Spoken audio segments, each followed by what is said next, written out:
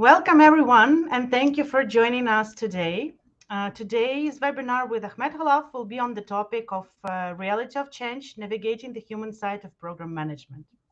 I would like to give you a brief plan of today's webinar. So first, we'll have an actual presentation from Ahmed.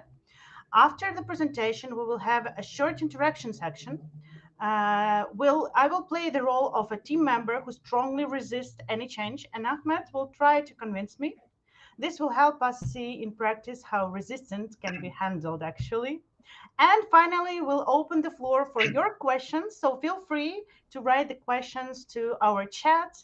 And before we continue, first of all, I would like to share an important initiative. So PMI Ukraine stands for Peace in Ukraine.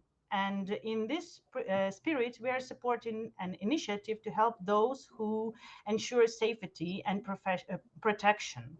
That is why we're launching a fundraising campaign. We're raising donations to buy a night vision device for a driver from the National Guard. This will allow him to safely carry out logistics, missions, and evacuations at night. Our goal is 55,000 hryvnias, and every donate matters. And together, we really can make difference. So please feel free to donate, use QR code, use scan QR code, and use the link, follow the link on the video description. Okay, good. So I believe we can start. So let me introduce today's speaker, Ahmed Khalaf. We had a chance to work together, and I can confidently say he's an outstanding professional. With more than 19 years, imagine 19 years of international experience in IT and telecommunications. Ahmed has successfully led complex programs across Europe, Middle East, Asia, and the Americas. He holds a broad set of certifications, including PMP, PIACP, MSP, PSM, and PSPO, and has managed a multi-million euro projects for global companies such as Vodafone, STC. And I believe his experience lies in program management, digital transformation, and building high-performing teams. That's the most important topic for today. And what makes Ahmed special is not only his technical expertise, but also his ability to lead teams, solve challenges, and deliver results. Definitely. I'm sure his presentation today would be quite insightful and inspiring. Welcome our speaker, Ahmed, and the floor is yours. Thank you so much, Dirgan. And actually, the honor is mine. Back to work with you. You were such amazing colleague and amazing project manager. I have an honor to work with you. And thank you so much for this time you are providing me to participate and to be exchanging experience with the prestigious chapter of PMI Ukraine. Wish you all the best, guys. And again, the most important part is exchanging experience. So actually, the first part, I'm not going to take much of your time. Then we'll go for the kind of the discussion between me and Ganna. Then it's very important, the most important part to me, the exchanging questions and experience. All right. So today we'll be speaking about the change. We all know about change. I'm not going to be explaining the normal thing that we are project manager, program manager, scrum master, or release trained engineers if we are adapting state. We are not going to be discussing that normally. Yes, we are receiving requirements, we are receiving a direction from the management. Then we are working to plan to make sure we are articulating a very clean delivery plan, aligning everything, budget, strategy, risks, issues. But what actually happened when we are facing a change or a challenge? The mess that it's a linear path.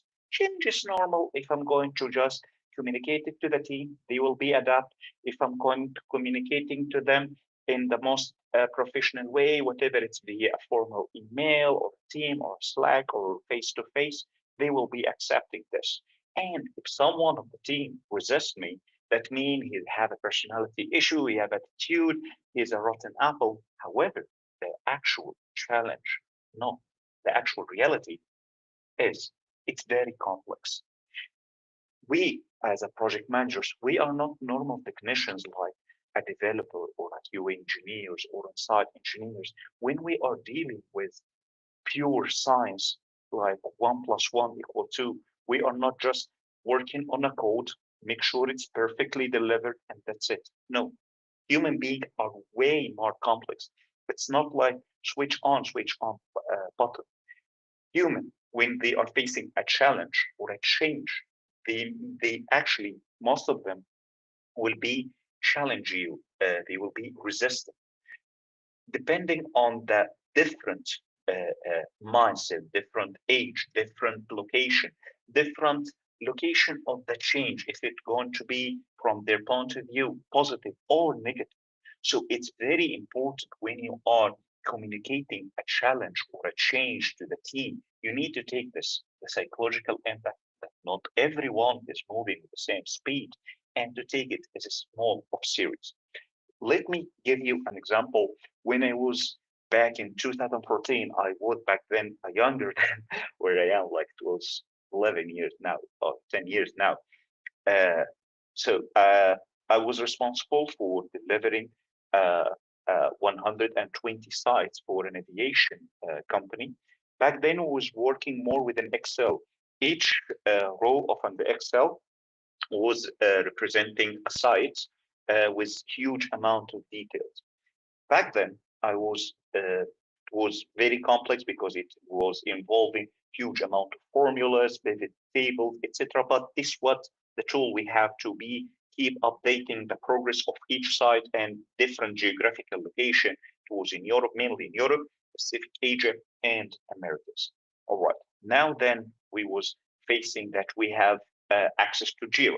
So I was thinking, guys, it will be more beneficial speaking with my team to adapt to Jira, to shift from using Jira, from using the Excel to using Kanban board with to do, doing, done, or blocked, and to use each row from an Excel to be transferred into a technical task with all the detail to be in a centralized location, and it will be more easier with dashboards to have everything vivid there and centralized, and it will be even more easier to share it to the client, to the senior manager. I faced huge challenge from the team. No, this is complex. No, this is not the right thing. No, we don't used to do this. Back then, because I was kind of less experienced in managing huge amount of team, I was facing and I was thinking, why they are doing this? It doesn't make sense that we are having an opportunity to use some digitalized advanced tool like Jira, and they are still want to adapt to Excel. How the people are thinking. And I didn't realize that I'm not dealing with machines. I'm not dealing with turn on, turn on. I was dealing with human beings. Many of the team I was responsible to work with to deliver was over 40. They was mastering Excel. This is the thing that they are having a very well understanding. That's why they was feeling shifting from an Excel into Jira. It's risk, it's identity on stake, it's competency under attack, like all their knowledge, all their experience, all their professionalism in writing huge and complex formulas, pivot table, presentation, etc. It's going to be just vanishing, and they need on that age to start to learn something new. And the fear of unknown, what is Jira, how it works to them, it's something new, it's something they don't understand. And there's was a huge resistance. Then, to be honest, I'm honored and I owe this person, he's a solution architect. I don't forget his name. His name is Richard. He asked me, Ahmed, can I have one-on-one with you? And he told me, Ahmed, you need to take care. Many of us are kind of old. We are over 40, and you are trying to ask us to adapt for something brand new. We didn't use to it. We didn't work with it before. All right, so take it slow on us a little bit, because again, we didn't master this. Then I tried to understand that he having a very valid point. So I have another meeting with my team in the morning to check about the progress of all the different sites in the different geographical places. And I told them, all right, guys, let's have a deal. We are not going to be shifting everything from Excel to GF. No, we will be shifting actually the smaller amounts. We will be shifting only America and Pacific Asia. It was around like 40 sites, and the other 80 sites, it will remain as is in Excel. And let's see, and I provided different training sessions how to use Excel. It didn't went smoothly, and then I was trying to evolve my understanding of the human mindset, that not everyone understand it, and not everyone will be able to support because of all those reasons we have explained before. Some will be seeing that this is risk for their knowledge, this is risk for their core competence. We are mastering this Excel, or I'm the first person who can provide a very dynamic pivot table or very dynamic presentations. So when you are taking this out of them for a higher purpose, yes, it's a more digitalized tool. You are taking their identity. So when they are challenge you, or when they are resist this change, not because they are bad, or not because they don't like you, not because they don't want to have this thing to be done, but because they are afraid. They are afraid that, are I still relevant to the market? Are they really still going to keep my work? Imagine you are having a warehouse when 20 or 25 people are working, and then you are telling them, guys, we have an ERP system, it's going to be installed, it's going to make your life more easy. To them, it's not just a piece of software. Actually, it's a threat. If this piece of software is going to make our life easier, or actually it's a risk that we need to understand something we didn't knowledge before, we didn't have knowledge before, and actually we may lose our job. And to be honest, this is remind me for one of the programs I was working with, automating one of our legacy systems. We had a legacy system that it was through it you can request orders, and it was taking like 3-4 days to be fulfilled, and we have to do many of manual work with operations team. We had an initiative and direction from the management that we need to start to be automating it to do two things. First of all, cost effectiveness and efficiency, and on the same time, to deliver more faster of our orders faster to the clients, and fulfill their needs, and get their customer to be increasing their satisfactions. I was facing huge challenge back then from the director and the manager of operations. But because back then I started to have more knowledge of dealing with the human mindset, that I understand that my key and my most important weapon as a project manager or a program manager, not just timelines, delivery, budget. No, it's the mastery of dealing and handling communication with human beings. So I asked both of them, the director and the manager, to have like a coffee, a chat. I tell them, let's have a chat over a coffee. And we went there, and I told them, all right, now we are out of the building. Let's speak directly. You are refusing to attend calls. Many times I sending you meetings, you are rejecting it.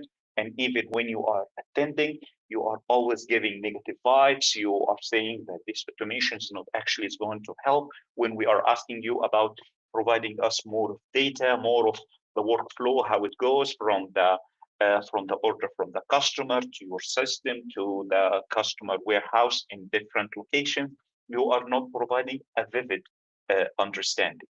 You are afraid that there will be a cost reduction, that means 20 or 25% of your team will be out, and that's because of the automation. This is what you are afraid of. Let's speak again. Honestly, I'm not the project manager, you're not the operation team, we are just colleagues chatting normally. And to be honest, he said, yes, to be honest, Ahmed, this is the truth. We are afraid that part of the team will be removed, huge amount of team will be removed. And this is, to be honest, not acceptable. And again, this automation is not going to give us more understanding if it's going to be working, not working. Actually, it may impact the customer, and instead of make them satisfied. I told him, all right, what you're saying makes sense, that you have afraid and you're trying to defend your team. And actually, this is a sign of a good match. However, don't you agree with me that automation, it's now the name of the era? In all companies, everyone in the market are trying to automate things to make sure that less human interfacing, more faster and more dynamic delivery for the customers. Didn't you agree with this? So if we didn't adapt to this change, we are be out of the market. That means we need to take this step now in order to keep more people with us, other than we lose everything. And let me check with the HR, what is the plan for the us 20 or 25% that after we adapting this automation, what is going to be the plan? And guess what? Which is covering here? Imaginations run wild. Because I believe there was kind of a misalignment. There was a plan from the HR that those people that's going to be automated their tasks or their part of the operations team, they're actually going to have a career path that part of them will have a training to be in sales, part of them will have a training to be in call centers, part of them will have an opportunity to enter the field of project managers as coordinator or as associates. So I had the meeting with HR, they confirmed this, and then I arranged a wider meeting with the director, with the manager, and with the operations team. And I told them, guys, we are here, one team. This is beneficial for all of us because it's meaning this automation that's mean you are out of the play or out of the game. No, it's mean that we will be able to satisfy more clients, more customers, and actually the 20 or 25% of you who may not going to be still relevant to be in the operations team are going to have other career paths, whatever with me, they are going to be colleagues with me in my team, in project management team, or maybe they will go to the call center side, or maybe they will be going to the part of sales or pre-sales. When I start to addressing this fear and communicating with them, I start to not selling a plan, not trying to make them follow. We have a delivery, we need to automate. This is the things, this is a deadline, you need to provide me this task, etc.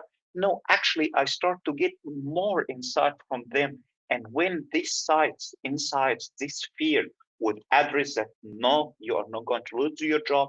No, you are not going to be out of the game. Don't worry, we are here with you. You are just going to take maybe another path, another career path, another directions, but still you will keep working with us.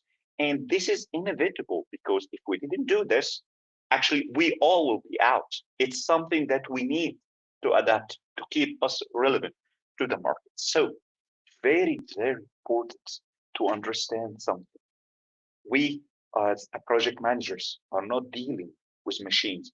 We are not dealing with a car turn on button. No, we are dealing with human beings. And even the collaboration and the acceptance for change is not going to be the same. Older people maybe are going to be challenging more because they are going to be less accepting the change. People with less experience or younger age, maybe they are going to be more keen to understand. So as a project manager, your main key component and your main key success criteria you need to master is managing the people, is managing their fear, their psychological and their understanding of when they are resistant, they are resisting you. This doesn't mean they are bad or they have an attitude issue. Actually, they have some unanswered concerns. When you are answered, when you are understand it and you are collaborating with them, they are going to provide you with more than you are even asking for. That's why when we were speaking about not everyone is walking on the same speed, you need to understand this, the art of small win. Don't expect after you address their fear, address their concerns, address their unwillingness and try to understand and collaborate with them to understand this and to reach for agreement with them, that they will be from zero to hero. This next day will be pumped up with eagerness, let's do it. No, they'll still have some doubts. So celebrate the small win. Take it piece by piece as long as they are collaborating and moving. And actually work with them and suggest, all right, guys, this is the ultimate goal. This is where we need to deliver. What is your idea? Let me tell you, for example, now I'm responsible for dealing huge amount of teams. to deliver different and diversified products. Many times we are facing last minute a change request or some enhancement that wasn't raised before, whatever from a product team or the customer directly. And when I'm trying to transfer this to the team, they are resist because Khalaf, now we or Ahmed, now we are in the middle of the sprint. This wasn't planned. How we are going to adapt this? So you are going now from forcing guys, this is done, take it, deliver it. No, you understand more of, okay, guys, this is a very critical enhancement that we need to deliver for the customer to make them satisfied. All right, those are the features, how we can get it done. And then you are trying to relate the business, the ultimate target you need to deliver with the people, with the key people, for example, the solution architect team, the development team, the QA team, the Scrum Masters, and collaboratively, we are trying to understand, all right, what could be the best thing? All right, maybe the optimum, the perfect thing to be done, that we need to do a dynamic workflow. However, maybe for now, to fulfill the customer need and to, for example, to bypass a POC or to bypass a demo and not to be impacting the ongoing sprints or the people capacity, all right, maybe we are going to do a workaround, or maybe we are going to do it static workflow. So very important to understand the people fear, address it, collaborate with them, shed light where you need to go. This is the target, guys. This is where we need to go. What are the obstacles? How we can reach there? So many times when you are collaborating with the team, you will find that actually they are providing you with more inputs, with more brilliant idea that you didn't think about it. And actually they will feel that they have an involvement that it will make them more eager and more less resistant for you.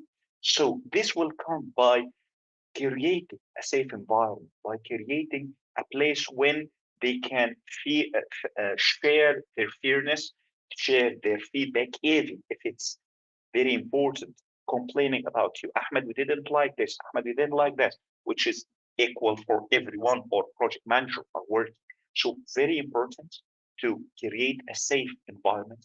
Very important to understand the mindset, the psychology of the people you are working with, because again, project managers, program managers are not machines, are not turn on, turn off points.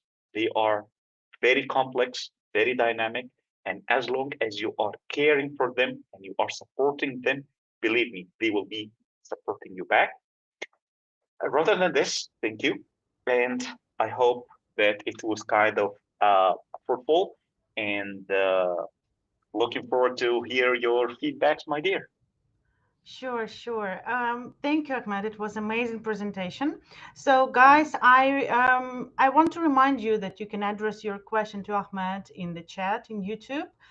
So you have about 10 minutes for that. Meanwhile, we would like to do some short interactive exercise with Ahmed.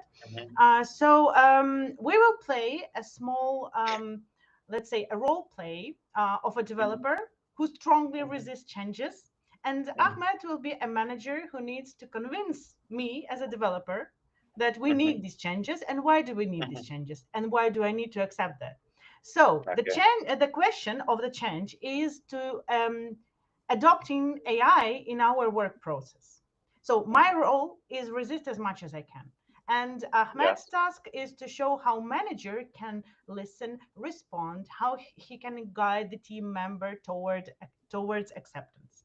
So are you ready? Okay, let's do it, my dear. Sure. Okay. Hi, Ahmed. How are you today? Hi, how are you, Hannah? How was your day so far? Oh, day was so difficult. We have so many tasks to close, and I know that there are some new waves of information. So some top management wants us to accept AI tool in our work, but honestly, neither I nor my team want this. So it's just for us. It's just something that we're actually afraid of it. We believe AI will just replace us. Why do you think like this? Like, people are talking. Do you find did you hear anyone speaking about that once we are adopting AI, someone will be replacing the people, or we are going to go downsizing? Did you hear any of this information from me or any of the senior management? We haven't heard that, but I believe it's obvious. If we are replaced, we will be just kicked out of the company and we will be jobless. So what To should be we honest, do?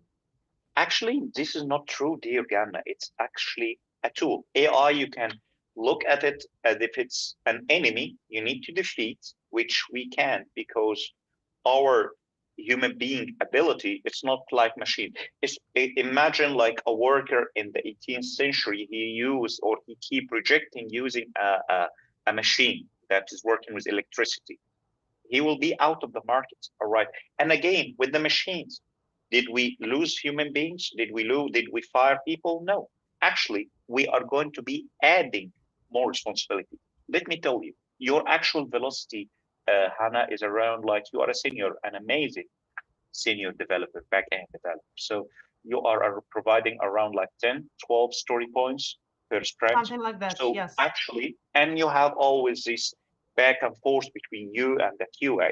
Actually, with the AI tool, you will be able to accept more user stories, provide faster and higher amount of story points. So actually, you will maybe able to provide 20, 25 story points with higher quality and actually less stress. So actually, it's a tool you need to provide. What do you think about this?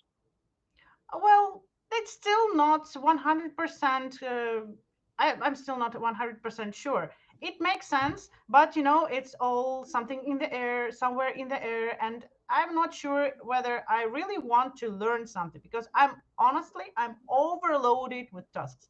So higher management, they push us to deliver faster, to do more, and I still have 10 user stories for today to at least look at them and decide which one would be first and to prioritize them.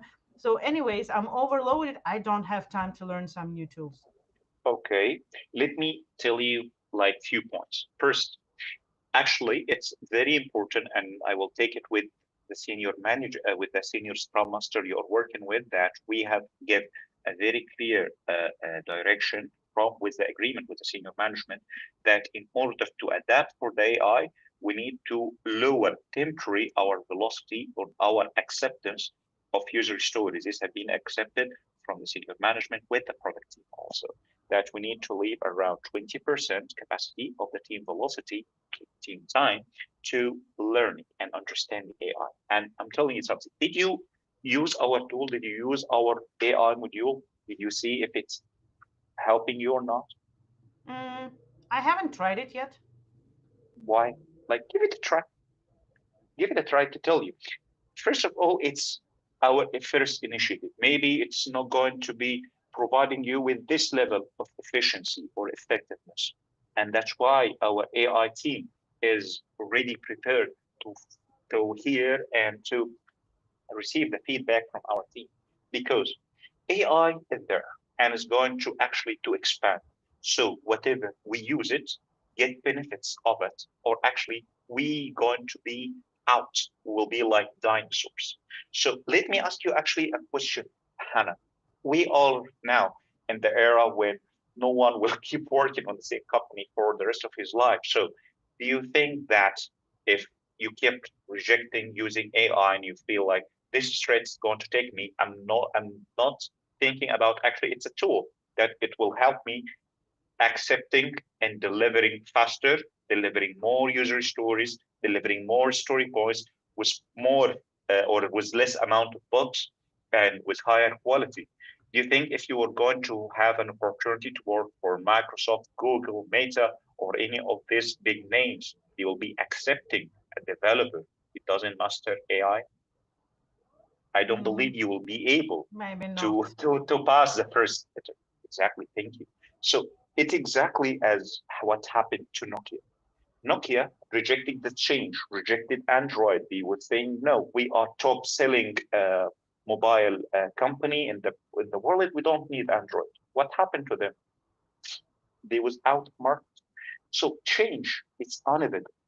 However, we need to understand how we can make best use of this change to our own benefits and try to adapt. Well, Okay. yeah, it makes sense. It sounds like a plan, but we need to agree if we are going to try it and to give it, and if we are going to give it a try, we really need to Yeah. agree on time Yeah. reserved only for this, Agree. only for this. Because if we are going to Agree. be so much pushed with our tasks, we won't have a No. chance to at least try it. Don't worry about this. As I mentioned, I will make sure this with not with only the Scrum Master of your team, with all the Scrum Masters, they are accepting less amount of the product owner, smaller amount of user stories. They will be accepting only 80%, 20% will be available for having training from the AI team, for sharing feedback to the AI team, working with the AI team to improve our module. This is very strategic, all right? This may be non-functional feature we are providing to our clients, but this is very strategy that we need to build and improve our AI module that we are building locally in our company. Yeah, Okay, well, just give it a that try. makes sense. Let's see. And Okay. again, it's an agile. We'll take it in sprints. So the first sprints or the coming sprints, how your targets start to use AI, share the knowledge or share the feedback with your team to the AI team, and I will be arranging a weekly meeting to check the progress of this, and let's address more concern and as we are progressing. Okay. Yeah, that sounds like a plan. I think Okay. I just give up. Thank you. Okay. I Thank can't you. resist anymore. Thank you, Okay. Ahmed. Well, yeah, Thank it you. was a Thank you, great dear. example of how Mhm. the manager should actually convince or even address my emotions, because I was doubting, I was afraid as a person. I was afraid of being replaced and everything. Yeah, thank you. It was a really, Thank really you. good exercise and really good Perfect. example. Thank you, my Good. dear. So now I believe we can pass to the questions. We actually have a couple Sure. of them in the chat. So if you don't Sure. mind, I will read it one Sure. by one so you can answer it one by one. Mhm. So let's see the first question. In your professional judgment, which soft skills are most critical to ensuring harmonious collaboration within the team? Should I read it one Okay. more time, or is it okay? Yeah. Yes. Actually, Mhm. listening, communication, and listening. You need to listen more and understand what the people are saying and trying to address it. It's always going to be a very tricky thing between balancing between the business and the senior management direction and what the people are afraid, because normally the project and program managers are a mid layer. They are receiving direction, receiving tight timeline delivery from the senior management, satisfy the clients and fulfill the market needs and the customer. So the most important thing, especially as a project manager or a program manager, is listening and communicating and understanding to balance between. Make sure that your team is speaking safely and to be speaking with them transparently and fulfilling the customer need and delivering for sure with high quality and on time. Okay, thank you. Thank you. Thank you, Nadir. So let me read the second question. So, how to deal with changes every day? How do you think vibe coding make business and team better, or it is a way of degradation? If you can repeat the first Sure, part. sure, sure. How to deal with changes on everyday Mhm. basis? How Mhm. do you think vibe coding make business and team members, or it is a way of degradation? So, is it good or is it bad? Actually, it's not going to be like kind of a degradation. It's kind of a more a, something there that we need to understand. Again, it's for sure this kind of coding is not going to be fulfilling the more complex or a more customized solution or more customized product. Is going to be okay and acceptable for something small, something simple that we can do it immediately, which actually is going to be using. If you are a developer or actually you are a project manager, try to convince a developer with it. It's actually, you tell him actually it's will going to take less time of you, so you will have more time to deliver more complex things or more complex delivery. Okay, okay. And the first question was how to deal with changes every day. Well, prioritization, to be honest. Like what I do, I have a board that I use it to add what are the tasks that I'm going to have and trying to prioritize those changes, because very important that you are trying to shield your team. Not every change or not every direction it has to be fulfilled. You need to see if it's actually going to be beneficial to your team, it's beneficial to the business. Try to understand, try to, even if I'm not going to say reject it, but to be delayed, and I explain to the senior management why we need to delay, go with less velocity, because actually that's happened many times when I was speaking about, guys, I'm always the bad cop in this type of meetings, because I was always pushing with the sales team or the pre-sales team or the product team when I'm in the meeting room with them, like, no, guys, we need more time. I need more time for quality. I need more time because I can't. Yes, many times I ask my team, and to be honest, it's a time to say thanks for the team working with me. They are always happy to support working in weekends or after working hours or even during public holidays. But I cannot keep asking them day after day after day. So as much as possible, I try to prioritize what is actually cannot be pushed back. The customer will have a huge escalation, or this will be impacting, for example, a value recognition that will be impacting our KPI. That, okay, this to be top priority. However, if it's something that it could be acceptable to be less in the backlog, less priority, we can delay it. We can take it in another phase in quarter 4 of the year or first quarter of 2026. Then I'm trying for sure to do this to balance and to shield the people, and that the team also see that you are not always the pusher. You are not only the person who keep providing them tasks, get it delivered, get it delivered. No, they will see that in many times you are trying to push and shield them. Then when you are telling them, guys, we need to deliver this, that they will know that you already did your homework. You are trying to push as much as possible, that if you are asking them, guys, this need to be delivered, that it's actually very urgent and very important. And from practical experience, people will literally try to do their best to deliver. Okay, thank you. Thank you. So we Okay. have another question. What Sure. are the most common reasons team members resist change?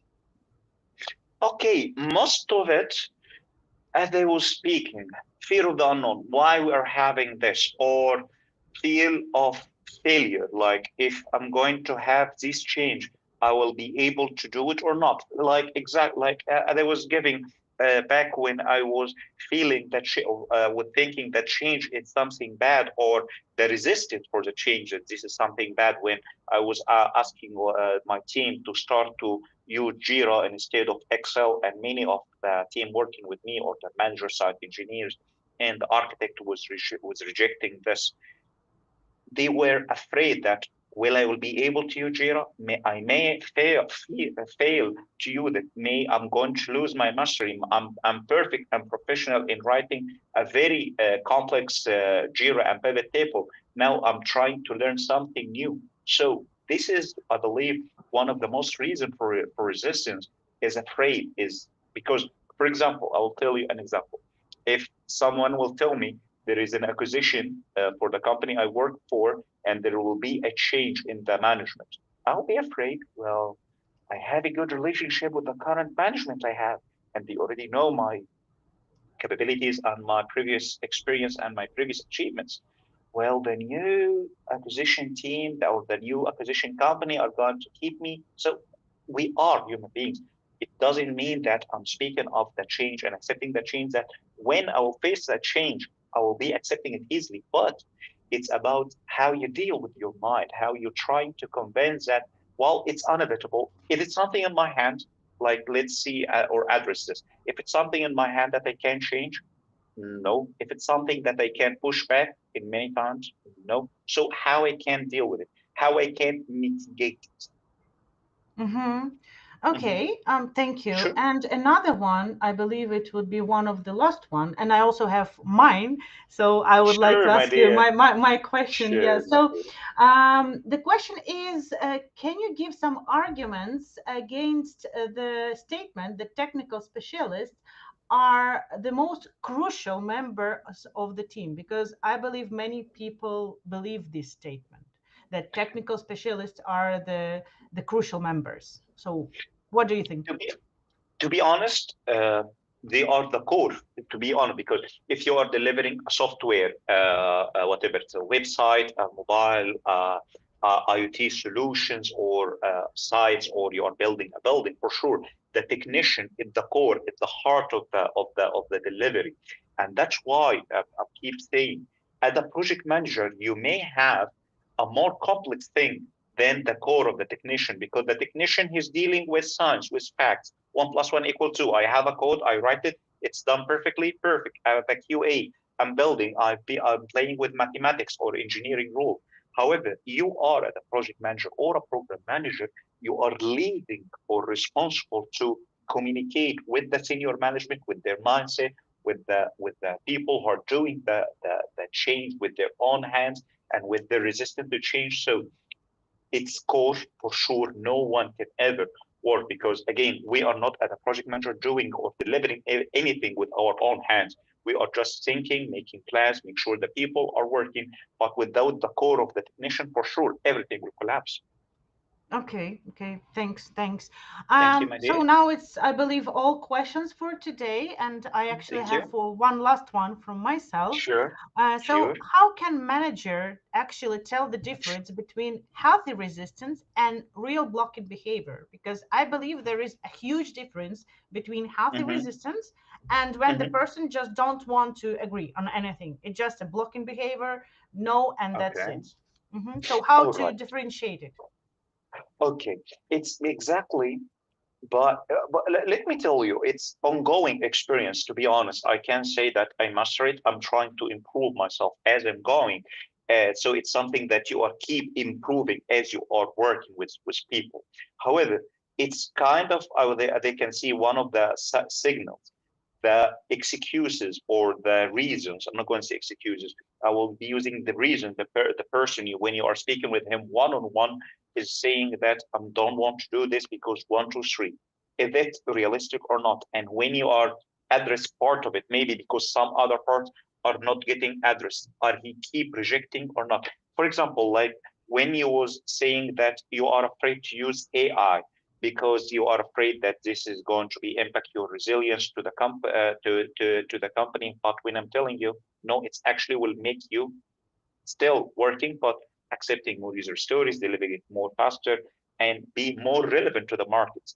But when this conversation you are saying realistic and makes sense discussion, but he's still refuting, then it's going to be what I was saying, my dear. It's about the balance between business goals with timelines that, yes, as a project manager, you need to keep, and the people satisfaction. You are trying to make the balance. So if you found that some person still keep pushing back and spreading negativity and having attitude issue, then unfortunately you have to use the formal way that, guys, you have unfortunately to do this, and if you're not going to follow, there is some severe action. But again, don't use, to be honest, the escalation or the formal way unless you are sure that his resistance, it's unhealthy, it's just spreading rumors, spreading negative vibes within the company or within the team, and he's not providing any realistic feedback or any realistic concerns. Okay, thank you. And actually, we have very last question. It arrived just now. So how to sync team with different mindset? Okay, actually, I have this because I'm dealing normally with people with different global footprints. All right. What I would say, two main points. First of all, clear and very transparent way of communication. Like if you're speaking about the software industry, for example, like when you are speaking with the scrums and guys, make the people speak honestly. There is no issue if you are raising any complaint or even complain about yourself as a project manager or program manager. Keep a safe environment that the people will feel, all right, it doesn't hurt if we are going to say, we don't agree with this, we don't agree with this. This is very important. And putting the ultimate target. Guys, we need to deliver these releases for the customer. I know it's complex releases, very consecutive between each release and the other, like 2 weeks. And each release is very complex, very dense with huge user stories and workflows, etc. However, we need to keep this, because if this customer we manage to land it, we will open more opportunities with him. So set a clear goal, speak transparently with the team, and make sure you have a safe environment when everyone can speak honestly without any fear. Okay, thank you. So Thank I you, my believe dear. that's all with the questions for today. Again, it was our pleasure of PMI Chapter Ukraine to have you here today, to that you share some very important knowledge of being amazing manager, program manager, delivery manager. And thank you so much. And guys, I want to remind you that we are raising donations. So please donate to Unite.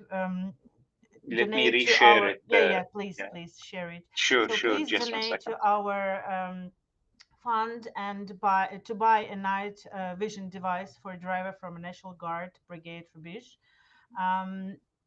A bit forward. Yes. So our goal is 55,000 hryvnias, and you can scan QR code or follow the link in the video.